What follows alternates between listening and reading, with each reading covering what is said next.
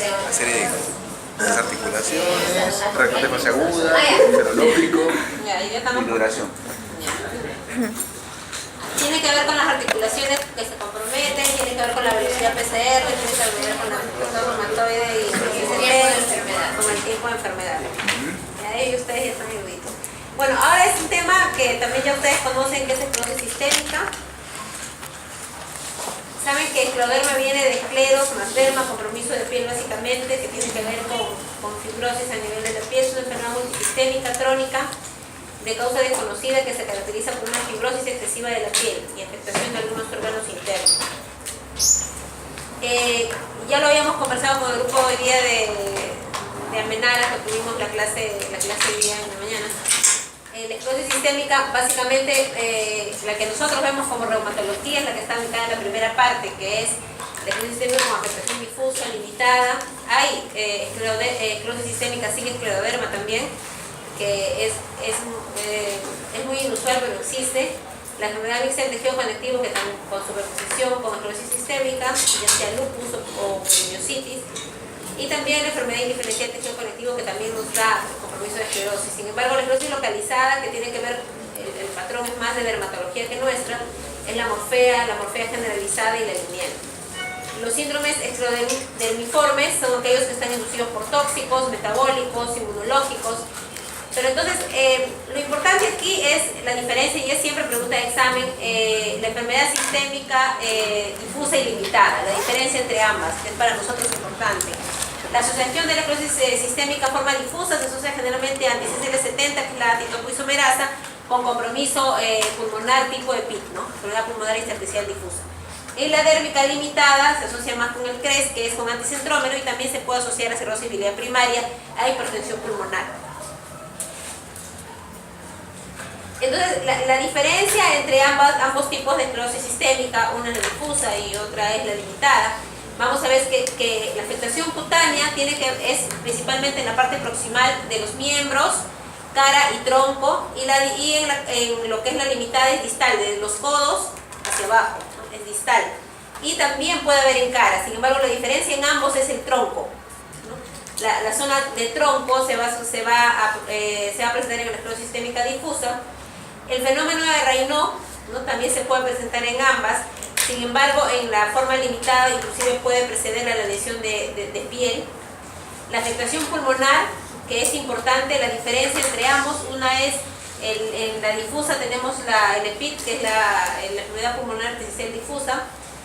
También puede haber crisis renales, generalmente asociados al uso de corticoides, compromiso gastrointestinal o cardíaco. En el caso de la limitada, tenemos la hipertensión pulmonar, que se presenta en estos pacientes. En la capilaroscopía, cuando evaluamos el lecho unguial, vamos a ver que en la difusa hay dilatación y desaparición de los capilares al momento del examen, y en la limitada solamente dilatación sin desaparición importante. Y los anticuerpos antinucleares, que son positivos en ambos, porque tanto el anticentrómero como el antitopoisomerasa son formas de anticuerpos antinucleares. Pero sin embargo el patrón de anticuerpos no extractables va a ser diferente. Uno es el antitopoisomerasa, que es el CCL70, y el otro es el anticentrómero. Entonces es importante distinguir estos dos tipos para la parte clínica, porque así nosotros ya podemos de inicio saber en qué tenemos que tener cuidado. Por ejemplo, una enfermedad sistémica de manera limitada, cada cierto tiempo pedir ecocardio para ver cómo está su presión pulmonar, y en el caso de la difusa pedir su tomografía pulmonar de control cada cierto tiempo para poder evaluar el PIN. La prevalencia es de 19 a 75 casos por 100.000 habitantes, tiene una incidencia de 18 a 20 por año, más es en mujeres que en hombres, ¿no? La edad generalmente es de 30 a 50 años, ¿no? Y más se ha visto en una raza de indios Choctaw y también en afroamericanos.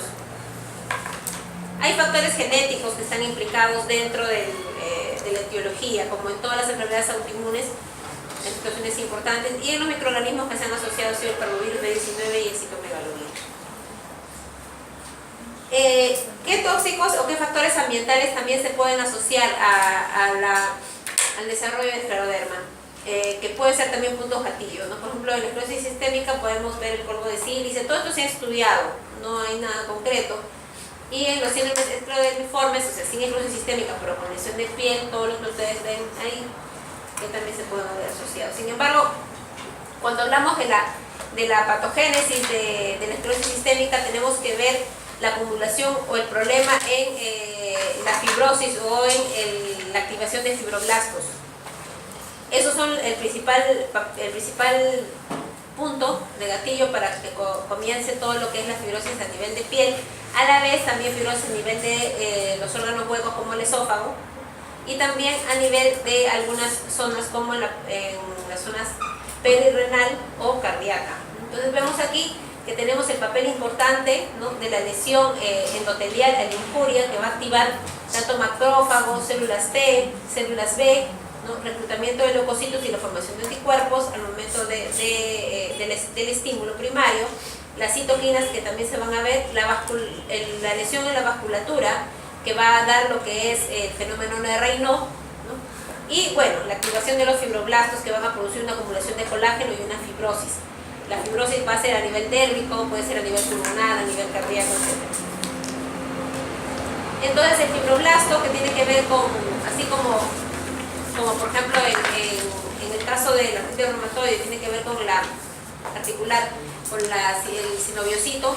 Igual en el caso de la esclerosis sistémica con el fibroblasto, hay una proliferación indiscriminada de clonas de fibroblasto que van a producir una producción anómala también de colágeno y de otras proteínas, que finalmente van a dar la fibrosis. Si vemos aquí, no solamente es la alteración en los fibroblastos y la producción de fibrosis, sino también es el daño endotelial que se produce. En todas las enfermedades autoinmunes como estas, que son sistémicas, va a haber un daño endotelial. Eso también va a producir, obviamente, obliteración vascular, nuevos vasos también, pero anómalos, y la hipoxia tisular.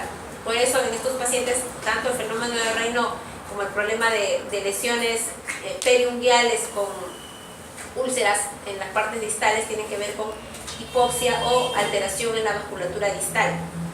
Cuando hablamos de interleuquinas, vamos a ver que el papel que juega el papel importante, además, las células T con la formación o la anomalía de los T reguladores, ¿no? También va a haber una expresión marcada de interferón alfa y la interleuquina 6, que va a estimular a los fibroblastos. Por eso es que se está estudiando también la participación de tocilizumab para poder evitar la progresión rápida de lesión en piel en pacientes con un ROTAM mayor de 40, cuando tenemos pacientes con alto componente de fibrosis dérmica rápidamente progresiva, de cambio de 10 puntos de ronda de 40 en un año. Entonces, cuando hablamos de la patogenia, ya hemos hablado que hay varios componentes, ¿no?, la predisposición genética, hay procesos de infección, factores ambientales. Tenemos también que producto de ello va a haber lesión vascular, vasoconstricción, constricción vascular, hipoxia a nivel inclusive de los tejidos, activación de las células T, macrófagos, autoanticuerpos, estamos hablando de la CD70 y el anticentrómero, las citoquinas alteradas, principalmente la interleuquina 6, y va a haber una activación y crecimiento de los fibroblastos y por lo tanto fibrosis. Las manifestaciones clínicas, porque es una enfermedad que lamentablemente hasta ahora no tenemos un tratamiento que nos ayude mucho. Va a haber fenómeno de Raynaud, va a haber manifestaciones cutáneas, musculoesqueléticas, gastrointestinales, cardíacas, pulmonares, endoexocrinas, enfermedad maligna. ¿Por qué? El punto gatillo, igual que la miopatía inflamatoria, por ejemplo, es que puede haber un componente de neoplasia que esté alterando o siendo un punto gatillo para comenzar toda la cascada de inflamación. En el caso de la esclerosis sistémica, la activación de fibroblastos. Por eso, cuando hay una paciente con una esclerosis sistémica, siempre primero tenemos que descartar que tenga una enfermedad maligna, que haya desgatillado el problema. El Raynaud es una manifestación inicial en el 100% de formas limitadas. O sea, la forma limitada es la que tiene el mayor componente de Raynaud, y en el 70% de formas difusas. La localización va a ser manos, pies, punta de la nariz, lóbulos de la oreja. Ha habido casos en que el fenómeno de Raynaud no regresiona de la fase isquémica, que es la fase violácea, y puede haber caída del lóbulo de la oreja, puede haber necrosis de la punta de la nariz. Es provocado por frío, vibraciones o el estrés emocional. Antes, medicina, hablábamos de estrés emocional como algo que no existe, como una situación casi esotérica. Sin embargo, el estrés emocional en nuestros pacientes va a alterar neurotransmisores que van a provocar de todas maneras un desbalance a nivel inmunológico, y eso ya está comprobado. El estrés emocional también puede provocar una reactivación del Raynaud. Las fases son 3, ya lo sabemos: palidez, cianosis y enrojecimiento. Tiene que haber 2 de 3 para diagnosticar el Raynaud. La fase de matosa, que es la famosa manos de mecánico, lo que también se da en una enfermedad mixta del tejido conectivo, también es la fase inicial del problema cutáneo en la esclerosis sistémica, ¿no? Entonces es la inicial, cuando comienza a producirse la fibrosis y hay mucha inflamación. Entonces el paciente siente mucho dolor en las manos, aumento de volumen. Luego viene una fase indurativa, donde la piel ya comienza a aumentar en el nivel de fibrosis, y la trófica, donde ya hay escleroderma como tal. Entonces vemos aquí, por ejemplo, en la primera, lesiones, un Raynaud que probablemente ha producido necrosis, las úlceras digitales, ¿no? Aquí que hay ya lesión a nivel unguial o micolisis, ¿no? Y acá tenemos también lesiones indurativas con necrosis en la zona subdérmica.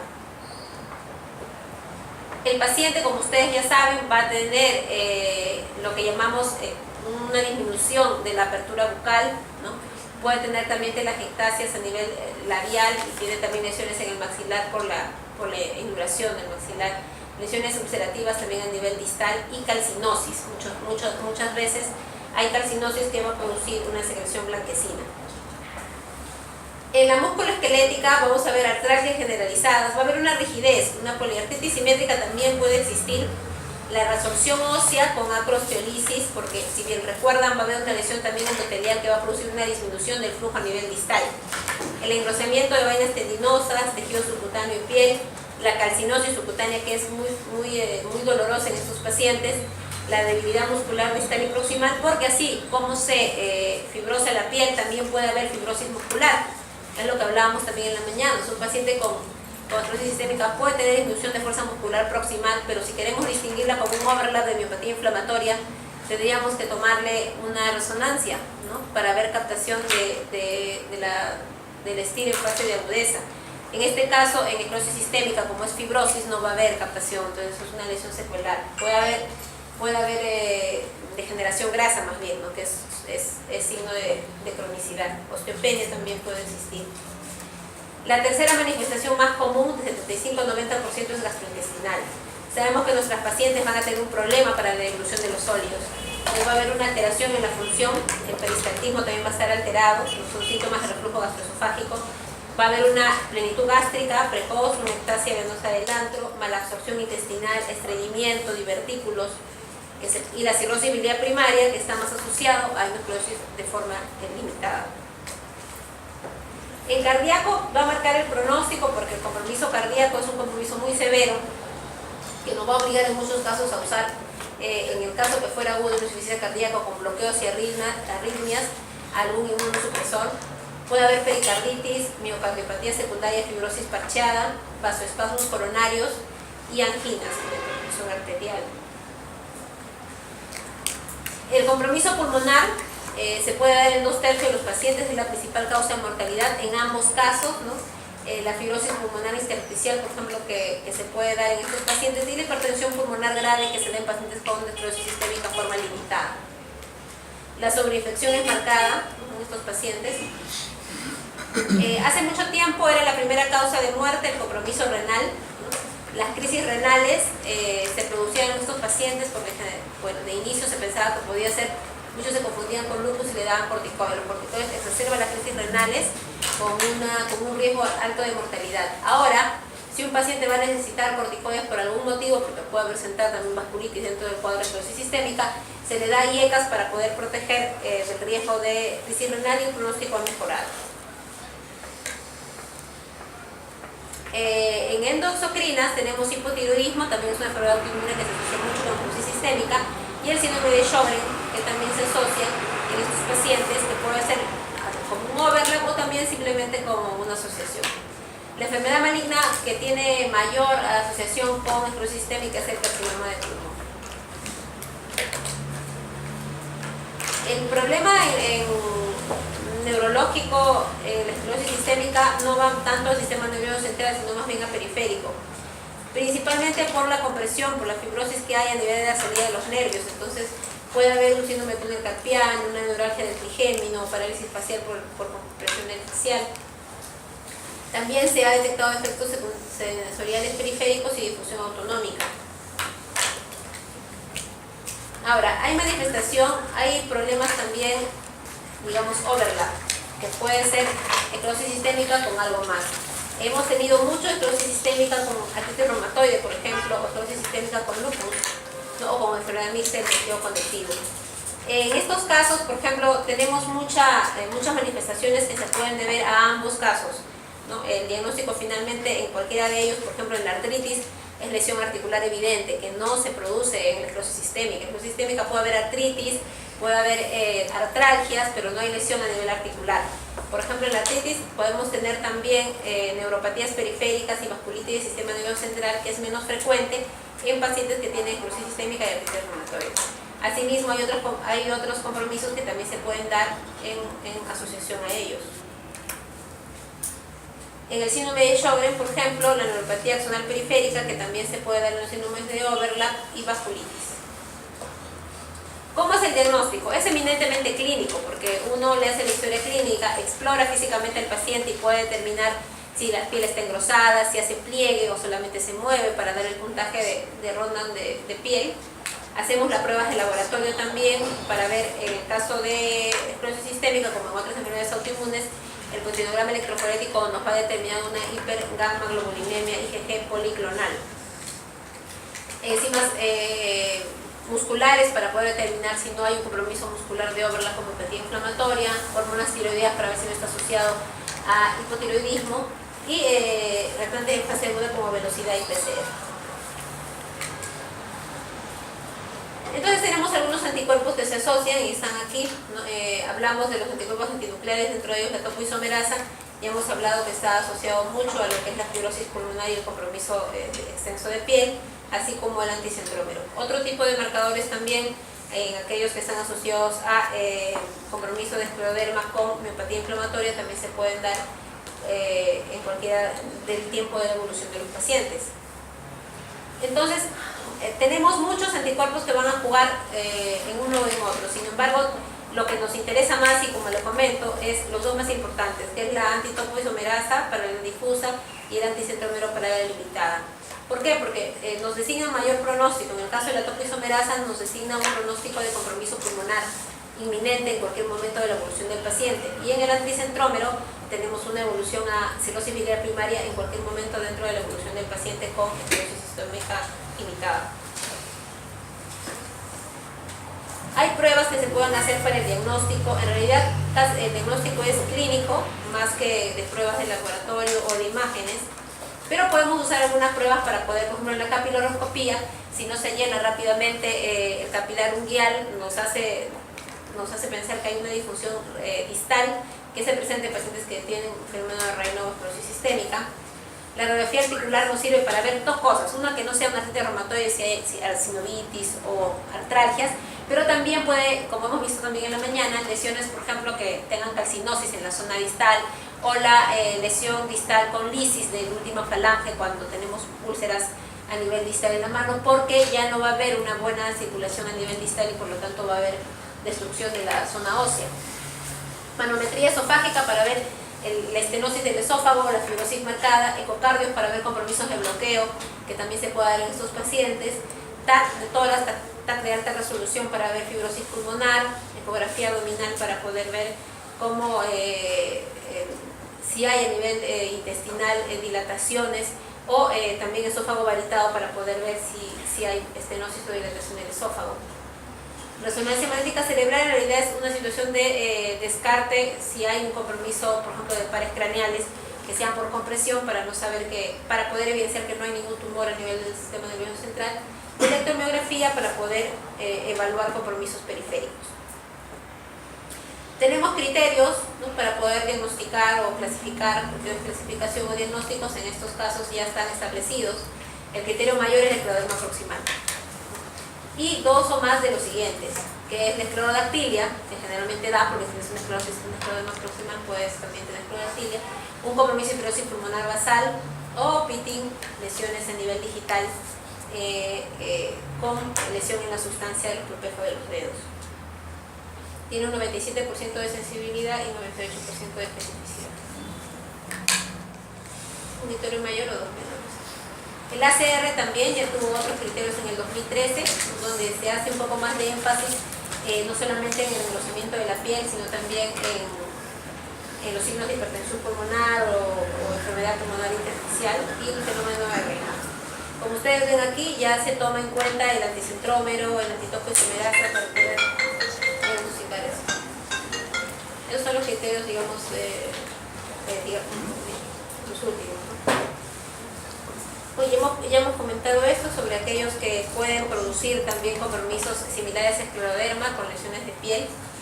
Y el tratamiento es una de las enfermedades que no nos gusta mucho, como también comenté alguna vez a ustedes, porque no tenemos mucho que ofrecer al paciente, ¿no? El paciente con compromiso de piel, vamos a tener que haber cuidado de piel, o sea, con hidratantes, con bloqueadores solares para poder evitar la formación de telangiectasias. Las úlceras cutáneas, nosotros podemos dar ácido acetilsalicílico o Bosentan. Para el Raynaud tenemos fármacos, ¿no? Como los calcioantagonistas, sildenafil, Bosentan o petamoxifilina. Pero todos estos no tienen estudios que nos digan, que nos refieran de que puede haber una regresión marcada. Sí hay mejoría, pero no una regresión marcada. En el compromiso cutáneo, por ejemplo, algo que no manejamos muy bien es la calcinosis.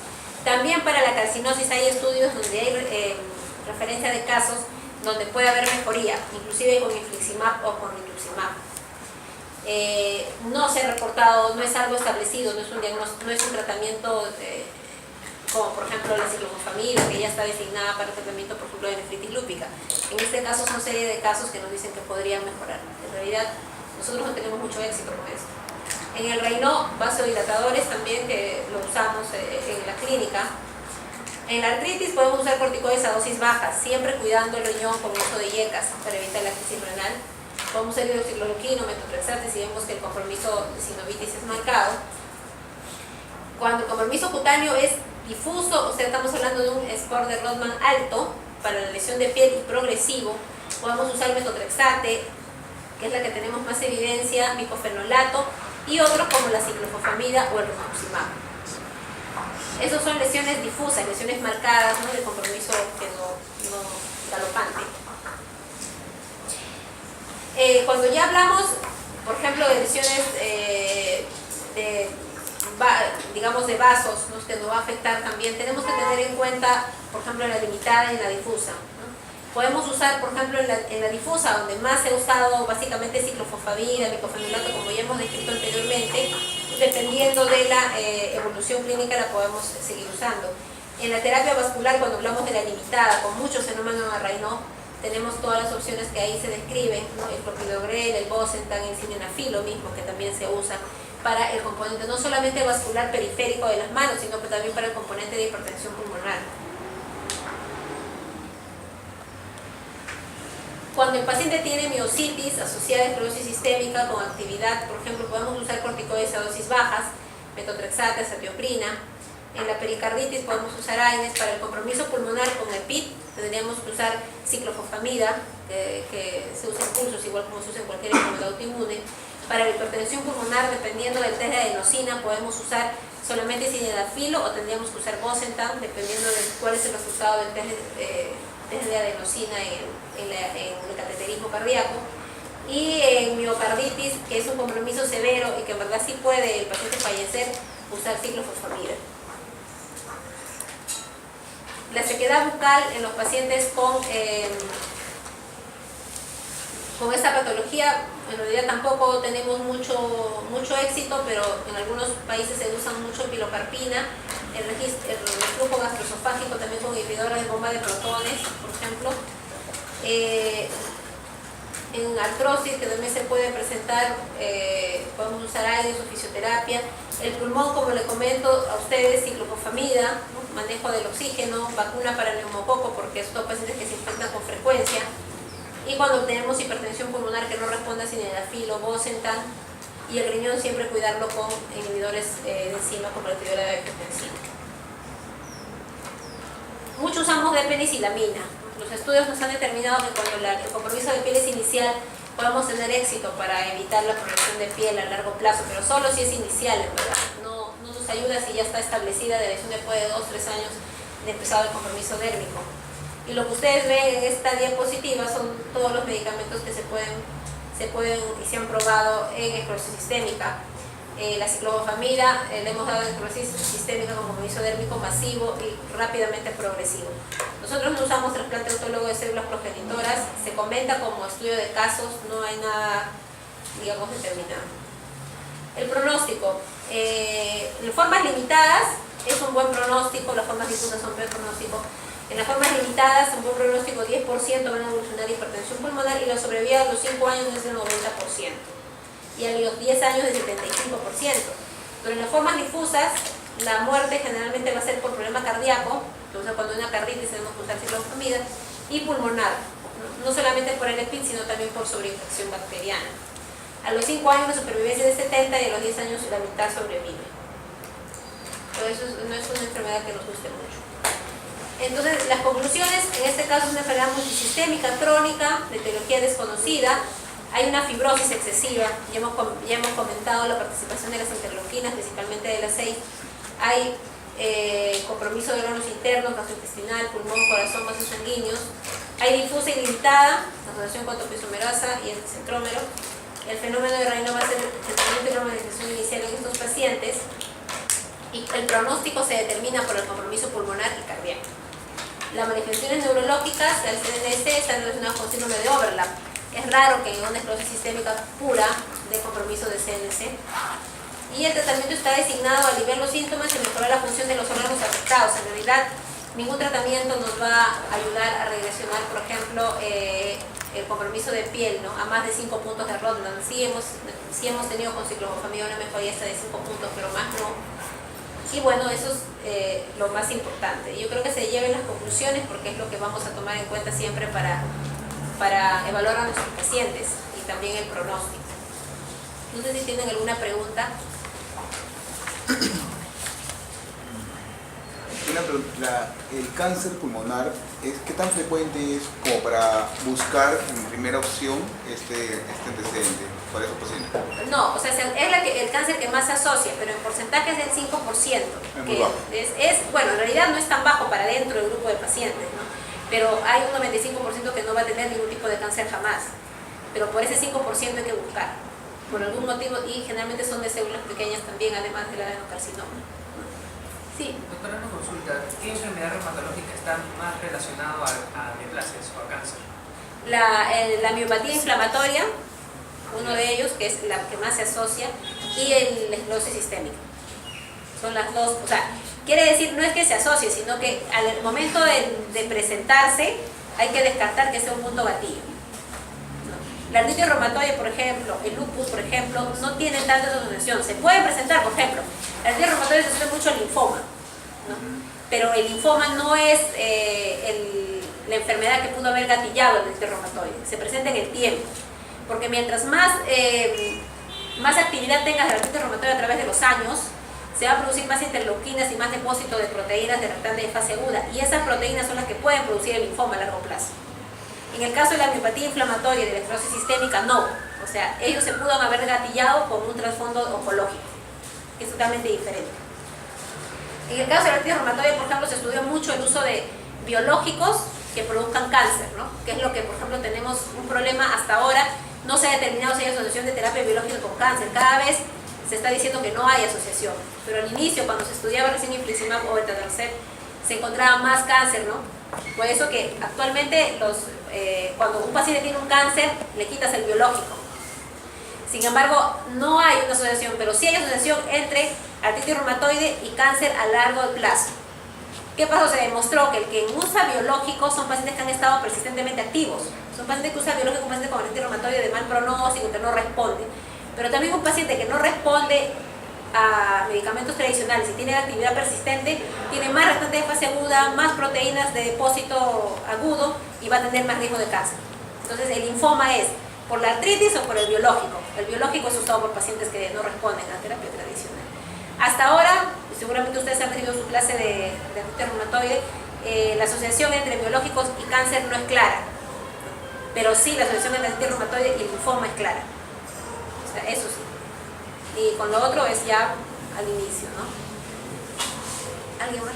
Había puesto dentro de su clase, no sé si el ciclo Menchare lo había asociado con anticuerpos antiedad para secundaria a la enfermedad de clorosis. Claro, lo que pasa es que si es anti-RO, anti-LA como tal, y tienes ojo seco, boca seca, esclerosis sistémica, inclusive así, con factor reumatoide positivo, ya entra dentro de la categoría de overlap si por ejemplo tuviera un problema de adenomegalia comprobado con una biopsia. Porque si no sería un Sjögren solamente asociado a esclerosis sistémica y no un Sjögren primario. Cuando hay overlaps tenemos de todas maneras la obligación de poder hacer una biopsia de la glándula para poder determinar si de verdad es overlap. Si es un overlap Sjögren con esclerosis sistémica, sí el paciente puede tener un compromiso de CNC, por ejemplo, que no lo puede tener solo esclerosis sistémica pura. Entonces, si nosotros tenemos un paciente con esclerosis sistémica con compromiso de CNC, se llama nervioso central, estamos obligados, como hemos puesto ahí, a buscar, ¿no?, que exista un overlap. Entonces, si tiene un ROLA positivo, entonces sí tenemos que buscar un ganglio, hacerle la biopsia y encontrar que sí, de verdad hay una asociación. CNC es muy raro, nosotros tenemos un reporte muy bajo, habrá habido uno en X casos, pero no es frecuente. ¿Alguien más? Ya están hechos unos capos para sus clases. Muy bien.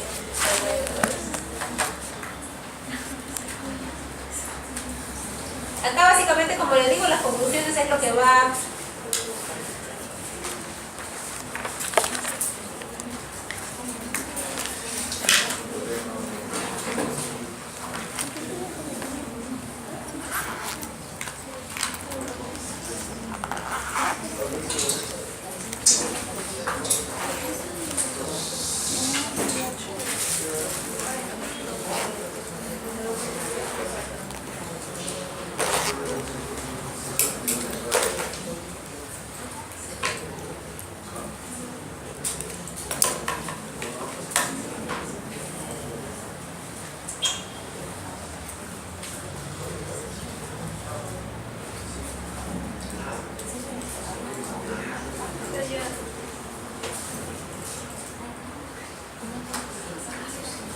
¿Qué hora es el examen el lunes?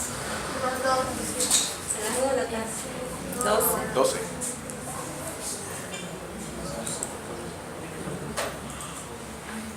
Está bien.